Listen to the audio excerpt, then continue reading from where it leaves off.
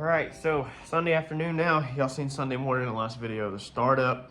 I have closed up the garage door because it is cold. Turn the heat back on and get nice and comfortable again. So we're gonna need to do another startup possibly this afternoon. I don't know, I'm really not feeling it. Really don't want to start the engine again. But I would like to mess with the fuel a little bit. I might honestly just hold off and just be done with it until we go to do the spool up. I mean, there's really no reason for me to do it here, like at all. John's got to do the spool up, figure all that out, and he can do the fueling at the same time way faster, way easier than I can. Need to make the shock mounts. Honestly, that's what I should be working on today, because once Mike gets the control arms done, if I don't have the shock mounts done, then we still can't sit the car on the ground because we can't bolt up the shocks. So maybe I'll clean up and then fab up shock mounts or something. I don't know. I really don't know what direction we're gonna go today at all. So let me just get to cleaning up and see what adventure we go on today. All right, so to build these things, we're gonna take this steel plate that Brandon had cut us, and we are going to weld some studs, make some studs for it. So it's got to go under the bottom side of this hat, and so we need these holes. Now you can lay underneath there and mark them like I did on this side, which should be decently close. But we have the factory hat pieces with holes already in them, so this will be a perfect template because this thing goes right on there perfect. Now all we need to do is figure out where our straight line is, basically through this, where our center is going to be, if it's going to be cocked like this or whatever. It really don't matter so much on these. Let's see here at the bottom, he said that we're going to be putting a bolt like this, okay, through it. So the eyelet is going to be turned like this, so we need to probably keep the top the same exact way, eyelet like this, bolt like that. So we basically need a line through the front of that of what's going to be straight. The engine, I guess, is straight-ish, so maybe we should just pull off of that. I guess that's probably going to be my approach.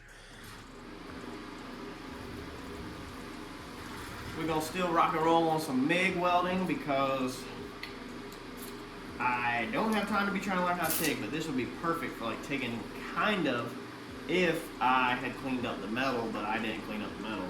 So I'm hoping it welds decent on the gas with MIG, because it's not clean. I didn't even grind the plates. I should have done that,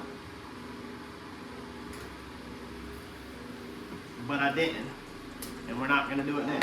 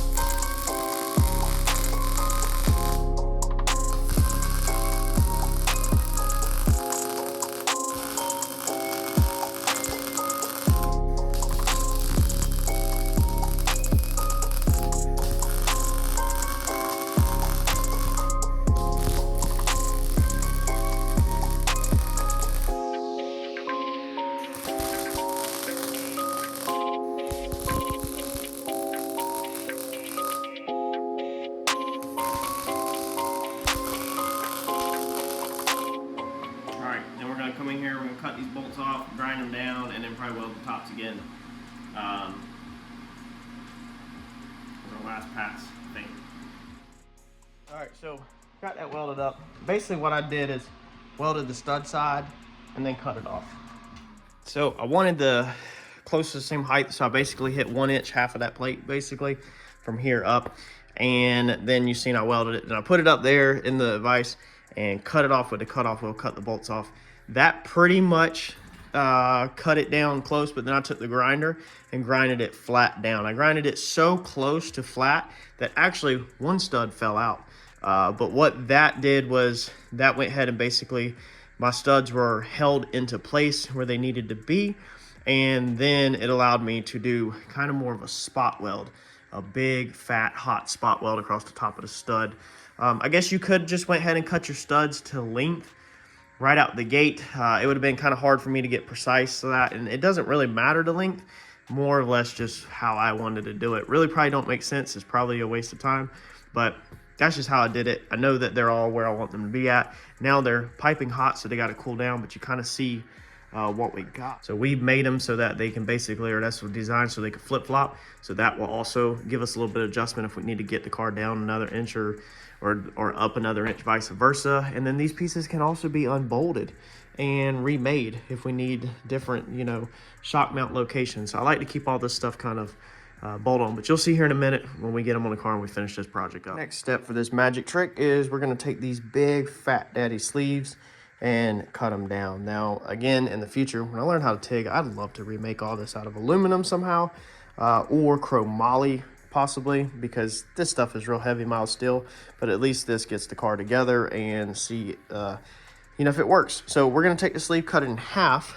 and one half's going to be on this side, the other half's going to be on this side. Well, actually, I think it'll be right here. One half on this side, one half on this side. Now you kind of get where I'm going. Shock be in the center, bolt will be all the way through it. This is so thick that we can literally just weld this thing right to the plate with big fat welds. We just got to grind the paint off. So let's get this thing, let's see here. I guess let's grind the paint off first, and then we'll remark our 1.5 inch point and cut it in half and get it on there.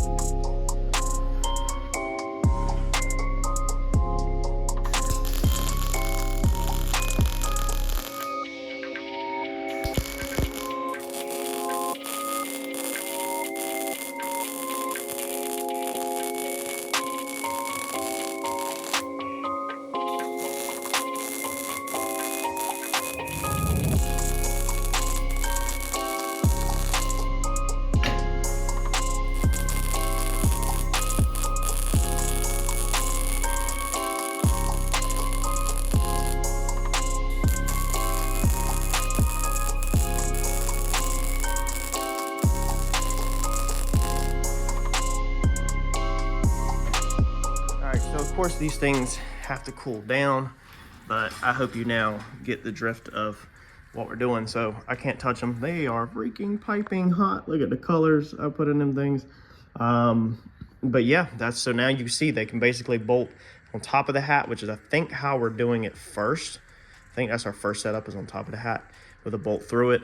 Or if need be, they can go from the bottom, and then that will move your eyelet, the center line of your eyelet, up and down, whatever that is. That's probably 2 inches actually, because from here to here is 1. So that's probably 1.5 to 2 inches of adjustment you could do just by flipping these hats. Now, right now, they would literally go on there just like this in the same exact orientation if you were to sit them on top of the hats. And then the shock, of course, would hang down with it bolted through the top. So hopefully you can catch that drift of what it'll look like.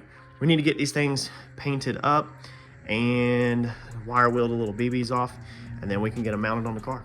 All right, so that's how it would go. Sit under just like that. Bolt from the bottom side, and then your shock will come up through like that and bolt, and then you can space that forward or backwards, and we'll build some little spacers and go in there to center that. I didn't want to make them pieces too long where they look tacky. I'd rather just try to make a little shim for our exact bolt. So that turned out pretty good. I don't feel like that looks too bad. I'm not super thrilled about the big booger welds kind of on top, but I don't want to grind them too far down and make them weaken. I think by the time I paint them and the paint puddles up around them, they'll be perfectly fine. And then the last piece that we went ahead and made while everything's out is our little brace. So this is just a simple rod with 2 ends welded on it like that, and it will be bolted on the back side. Our tree goes on the front side. He'll have a longer bolt through it. Bolt like that, bolt on our exhaust to brace our exhaust pipe on the outside. And I knew that that was a straight shot. I've already had the tree on it. Should be no issue, should clear fine. I think, actually, I mocked it up to the bottom one. Uh-oh. I think we should still be fine though, even off the top. But was originally going off the bottom. So that's 2 more pieces done. Downpipe brace and our shock hat. So we're gonna lay these on the table, lay out a towel or something. Go ahead and paint these up and then go inside for dinner. Y'all smash that like button while I eat. Thanks.